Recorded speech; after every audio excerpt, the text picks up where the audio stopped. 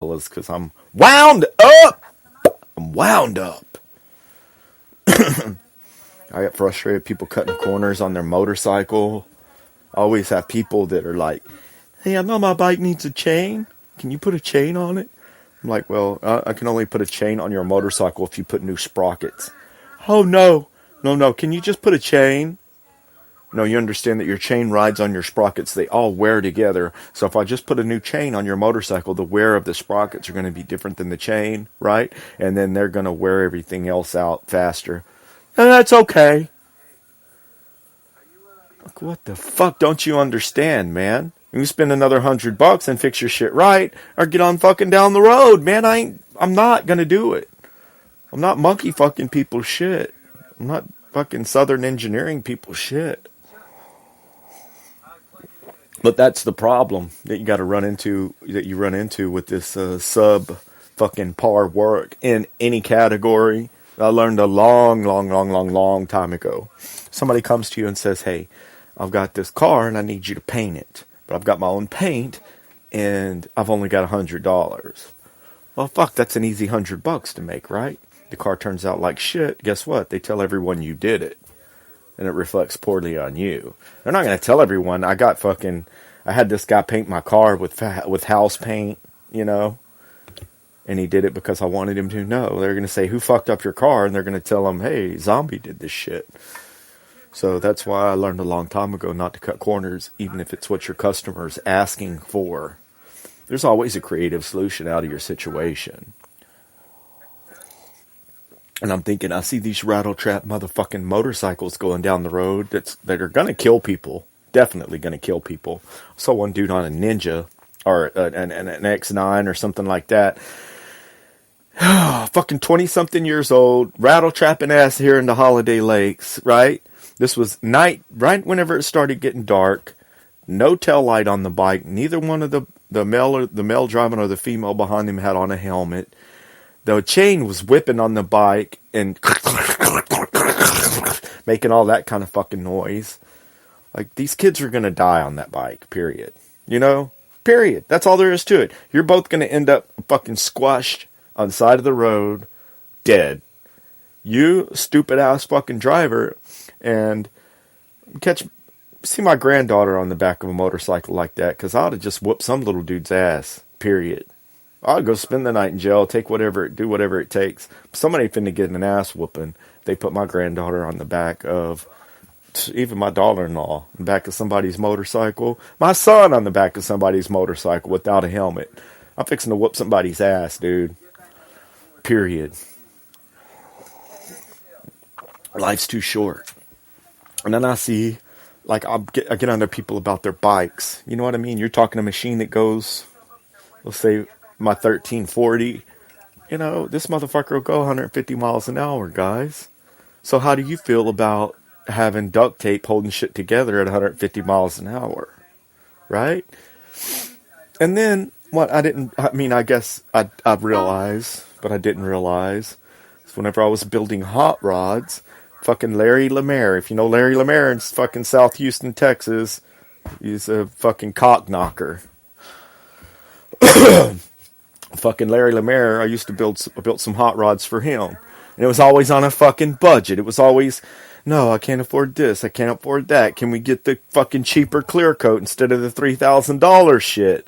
I'm like, well, yeah, but it's going to, in the end, whenever you told me you want this fucking candy, brandy, wine triple coat, and you want it to be deep, but then you don't want to spend, another $2,000, then, we're butting heads here. It's not going to turn out, his truck still went in the show, and it still did its thing. You know what I mean? But the point that I'm making about Larry fucking Lemaire is that A, he's a shiesty old bastard. B, he has fucking drag car. He's got this truck he's building. He's got a 23 T-bucket, and they're all fucking engineered together with duct tape, super glue, and baling wire. So what I told him straight to his old ass face, 20 years ago, 15 years ago, It was Larry. Why don't you sell 2 or 3 of your fucking cars and build one right? Build one, a showpiece, the right way. Do everything the right way. Instead of fucking, rigging all this shit together and having 5 pieces of shit. And it pissed him off. Then he went and got a motorcycle, a fucking Kawasaki ZX900. KZ900. KZ900, 1980 model, 79 model. I'm like, that's just what you need, man. Another something to fucking, throw pennies at. And then I'm watching where the other day I'm thinking, when it comes to hot rods and motorcycles, you can't skimp, We're talking, it's not a necessity anyway. This is not something you need to get to work, right? It's a hot rod. It's a bike. It's something, it's a showpiece.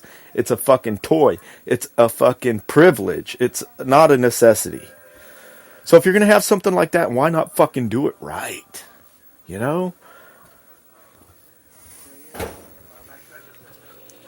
And bringing this up. I'm just bringing this up because I saw the other day where these people were fucking went out in a boat, in a piece of shit boat that was all rigged together, right?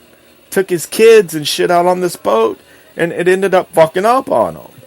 Well, god dang, man, that's a little bit different of a story. You know what I mean? If you're on a motorcycle and it fucks up, you can coast off to the side of the road and stop. Hey, man, if you're in a boat and it fucks up, you better be able to know how to swim or you're going to fucking die. Right? Period. That's like, I'm not riding in this fucking Cessna. And I don't know if y'all might know Don Merrill, but Mike used to tell me, Mike Merrill, rest in peace, Mike. I love old Mike Merrill, man. My old homeboy Mike, boy. I can tell you the Vicodin we took together, we could build a whole new fucking Brazoria County with. Between him and I, buddy. Woo! We took some pills, son. We took enough pills to make all you motherfuckers sick. At once. I loved Mike, man. Mike was my brother from another mother. It's crazy. And yeah, something happened. I think somebody fucking beat him in the head. And I don't know what happened to Mike. I know he passed. I know that something happened. Somebody said he fell off of a ladder. Some people think he got beat in the head. Who really knows? But, I love the guy. I miss him. But what I was saying about, what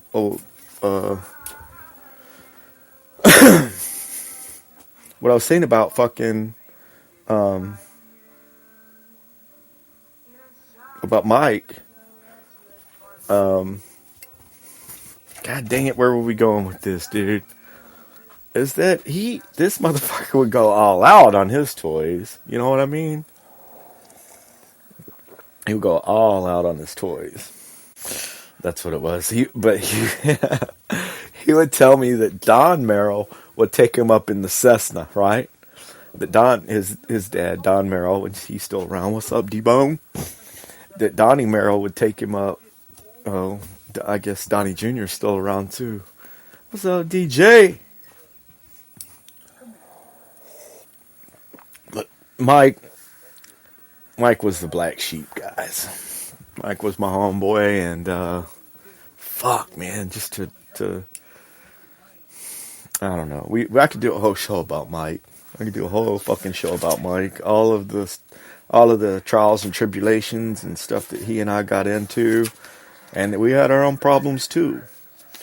But at the end of the day, the last time I talked to him, the last time I talked to him was kind of fucked up. So I wish I could go back. I wish I could go back, but you can't. The point is that he would tell me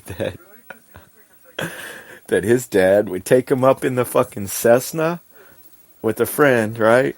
He'd be in the Cessna and a little fucking prop plane, and then he would fucking kill the engine, and that Don would just be acting like they were all going to die. Okay, cool. Guess what? We got no motor. He'd look around. And Mike said it was amazing. The plane would just be diving. And then to hear him fucking hit that start, that key to crank it up. You